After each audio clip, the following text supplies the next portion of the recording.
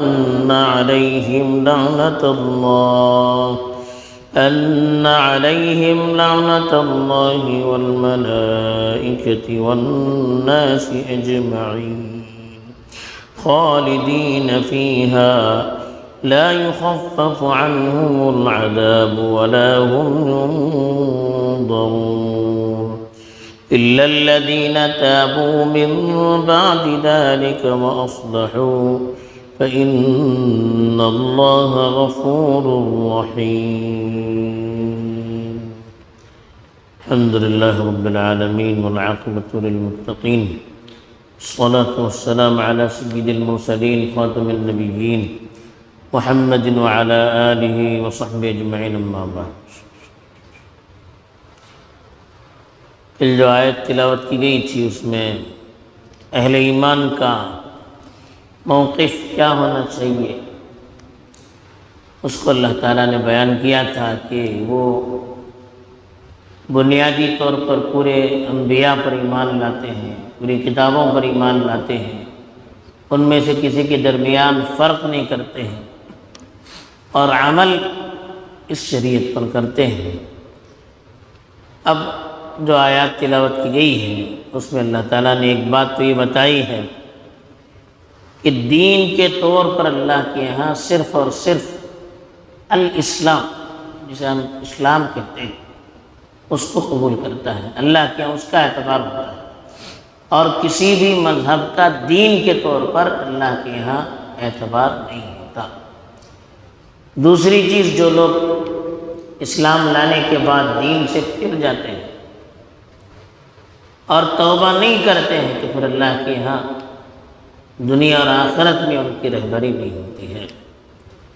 چنانچہ ارشاد ہے وَمَن يَبْتَغِ غَيْرَ الْإِسْلَامِ دِينًا، جو شخص اسلام کے علاوہ کسی دوسرے مذہب کو دین کے طور پر اختیار کرے گا، ابتغا یبتغی چاہنا، اختیار کرنا، فَلَن يُقْبَلَ مِنْهُ، اس سے ہرگز قبول نہیں کیا جائے گا، وَهُوَ فِي الْآخِرَةِ مِنَ الْخَاسِرِينَ، اور وہ آخرت میں نقصان اٹھانے والوں میں سے ہوگا۔ یعنی جو شخص اسلام کو چھوڑ کر دوسرے کسی مذہب دین کے طور پر اختیار کرے گا، اللہ اس کو قبول نہیں کرے گا، اور وہ شخص آخرت میں نقصان ہی میں رہے گا۔ دنیا میں چاہے وہ جتنا عمل کرے، اگر وہ مسلمان نہ ہو، اسلام پر اس کا عمل نہ ہو، اللہ کے یہاں اس کے کسی عمل کا اعتبار آخرت میں نہیں ہوگا۔ تو الاسلام کا مطلب اللہ کے رسول صلی اللہ علیہ وسلم جو شریعت لے کر آئے ہیں وہ شریعت مراد ہے، جس میں آدمی اپنے آپ کو پورے طور پر اللہ کے حوالے کرتا ہے، اللہ کی شریعت کے حوالے کرتا ہے۔ اب اس سے علماء نے یہ مسئلہ بھی بتایا ہے کہ لوگ کہتے ہیں کہ مذہب تو سارے ایک ہی ہیں، طریقے الگ ہیں، راستے الگ ہیں، منزل سب کی ایک ہے، مقصد سب کا ایک ہے، صرف طریقے الگ ہیں، راستے الگ ہیں۔ یہ جو لوگ کہتے ہیں ان کی بات صحیح نہیں ہے، اس لیے کہ اللہ نے کہا دین کے اعتبار سے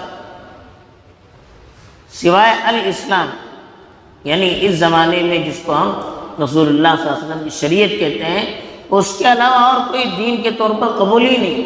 جب قبول ہی نہیں تو اس کے علاوہ جو دوسرے مذاہب کہلائے جاتے ہیں وہ کیسے اللہ کے ہاں قبول ہو سکتے ہیں؟ تو اس کا اللہ کے ہاں کوئی اعتبار نہیں ہے۔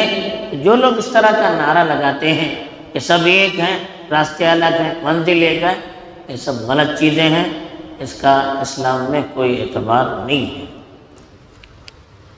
دوسری بات اللہ تعالیٰ نے یہاں بتائی کیف یہدی اللہ قوما، کیسے اللہ ایسی قوم کو ہدایت دے سکتا ہے، مطلب ہدایت نہیں دیتا ایسی قوم کو۔ کون سی قوم؟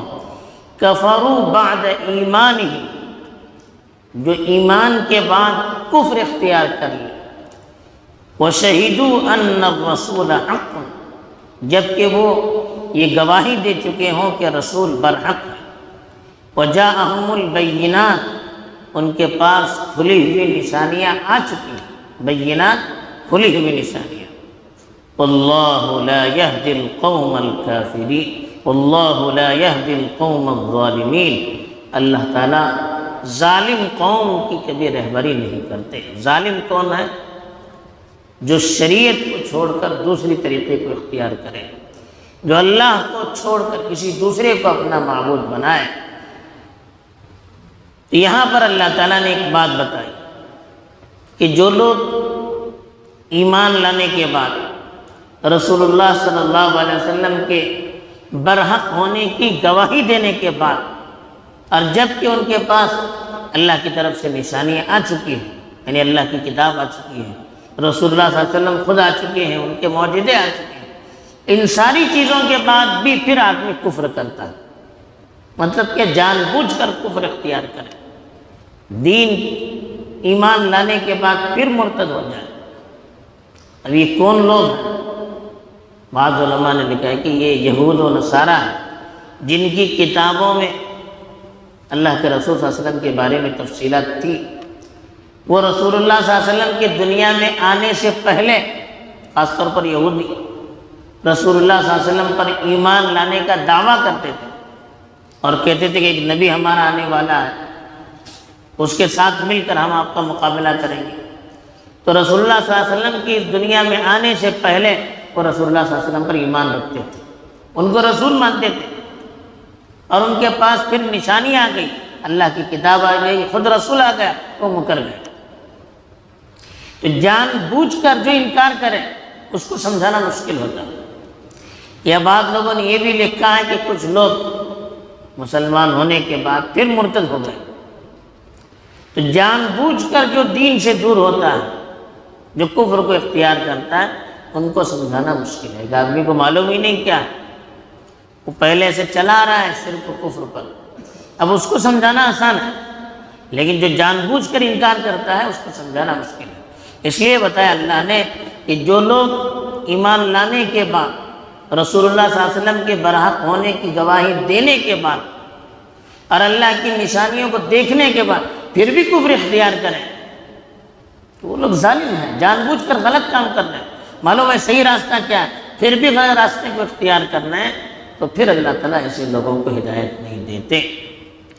بلکہ ان کے بارے میں کہا اولئک جزاؤہم، ان لوگوں کا بدلہ یہ ہے، جزا بدلہ، ان لوگوں کا بدلہ یہ ہے ان علیہم لعنت اللہ والملائکۃ والناس اجمعین، کہ ان پر اللہ کی، فرشتوں کی اور تمام لوگوں کی لعنت۔ اب یہ تمام لوگوں سے کون لوگ مراد ہیں؟ اکثر لوگوں نے بتایا کہ مومن، ایمان والوں کی لعنت۔ بعض لوگوں نے کہا کہ سارے لوگوں کی ان پر لعنت ہے، اس لیے کہ غلط لوگوں پر سب لعنت کرتے ہیں۔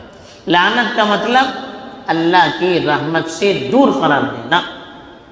تو جو لوگ مرتد ہو جاتے ہیں، ایمان لانے کے بعد کفر کو اختیار کرتے ہیں، تو وہ ہر طرف سے ملعون کہلاتے ہیں، ان کو دھتکارا جاتا ہے، اللہ کی رحمت سے ان کو دور کیا جاتا ہے۔ اس کے لیے اللہ بھی اپنی رحمت سے دور کرتے ہیں، فرشتے بھی بد دعا کرتے ہیں، اور اہل ایمان کی بد دعا بھی ان پر ہوتی ہے۔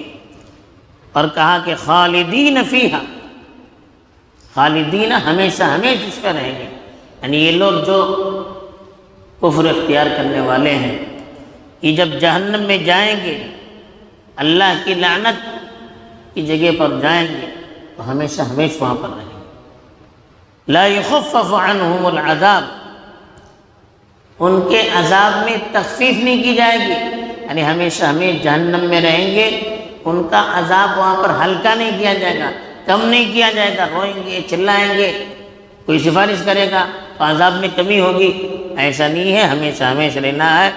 وَلَا هُمْ يُنظَرُونَ، اور ان کو مہلت بھی نہیں دی جائے گی، ہمیشہ ہمیشہ کی جہنم میں رہنا ہوگا جو لوگ مرتد ہو جاتے ہیں۔ پھر کہا إِلَّا الَّذِينَ تَابُوا مِن بَعْدِ ذَلِكَ وَأَصْلَحُوا، ہاں البتہ وہ لوگ جو پھر توبہ کریں، یعنی دین سے مرتد ہونے کے بعد پھر ان کو احساس ہو جائے، پھر وہ اللہ کی طرف مڑ جائیں، سچی پکی توبہ کریں۔ ثم تابوا إلا الذين تابوا من بعد ذلك وأصلحوا، وہ لوگ جو اس کے بعد پھر توبہ کرے اور اپنی اصلاح کرے، جو پہلے زندگی تھی اس کو بدل دے اور صحیح راہ پر اپنے آپ کو لگا دے۔ فإن اللہ غفور الرحیم، اللہ تعالیٰ ایسے لوگوں کی بخشش کرنے والے ہیں، کیونکہ اللہ بڑے مہربان ہیں۔ یہ کتنی بڑی مہربانی، اتنا بڑا جرم کرنا،